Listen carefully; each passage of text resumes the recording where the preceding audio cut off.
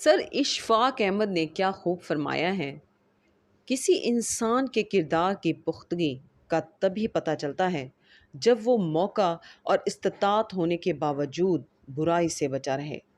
بڑی سے بڑی بات پہ ہار نہ ماننے والے اکثر چھوٹی چھوٹی باتوں پہ ٹوٹ جاتے ہیں۔ آج کی آیات کا ترجمہ شروع کرتے ہیں۔ پناہ مانگتی ہوں اللہ کی شیطان مردود سے۔ شروع اللہ کا نام لے کر جو بڑا مہربان نہایت رحم والا ہے۔ جن لوگوں نے نیکوکاری کی ان کے لیے بھلائی ہے، اور مزید برآں اور بھی، اور ان کے منہوں پر نہ تو سیاہی چھائے گی اور نہ رسوائی، یہی جنتی ہیں، یہ اس میں ہمیشہ رہیں گے۔ اور جنہوں نے برے کام کیے تو برائی کا بدلہ ویسا ہی ہوگا، اور ان کے منہوں پر ذلت چھا جائے گی، اور کوئی ان کو اللہ سے بچانے والا نہ ہوگا۔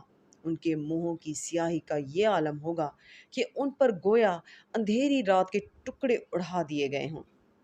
یہی دوزخی ہیں کہ ہمیشہ اس میں رہیں گے۔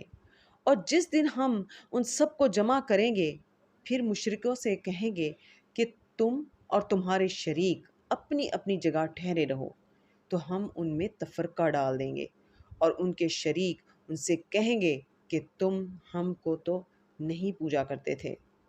ہمارے اور تمہارے درمیان اللہ ہی گواہ کافی ہے، اور ہم تمہاری پرستش سے بالکل بے خبر تھے۔